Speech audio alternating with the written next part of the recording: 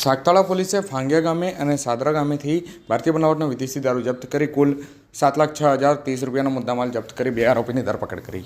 આ તારીખ 3/2/2024 સોમવારના રોજ બપોરે 1 કલાકે મળતી માહિતી અનુસાર સાગતાળા પોલીસ સ્ટેશનના police sub inspector GP Parmar તથા પોલીસ સ્ટેશનના સ્ટાફના કર્મચારી જ્યારે પોલીસ સ્ટેશન વિસ્તારમાં પેટ્રોલિંગ પર હતા તે દરમિયાન તેઓ દ્વારા વિદેશી દારૂ જપ્ત કરવામાં આવ્યો હતો. મહિન્દ્રા કંપની જાયલો ગાડીમાં ભારતીય બનાવટનો વિદેશી દારૂ હેરાફેરી કરાતો હતો, જે ફાંગિયા ગામેથી કુલ 1,36,545 રૂપિયાનો વિદેશી દારૂ તેમજ ગાડી મળી 3,36,545 રૂપિયાનો મુદ્દામાલ જપ્ત કર્યો હતો. તેમજ સાદરા ગામેથી પોલીસે બ્રેઝા ગાડીમાં હેરાફેરી કરાતો વિદેશી દારૂ જપ્ત કર્યો હતો, જેમાં બ્રેઝા ગાડીમાંથી પોલીસે કુલ 49,485 રૂપિયાનો વિદેશી દારૂ તથા ગાડી મળી કુલ 3,69,485 રૂપિયાનો મુદ્દામાલ જપ્ત કર્યો હતો.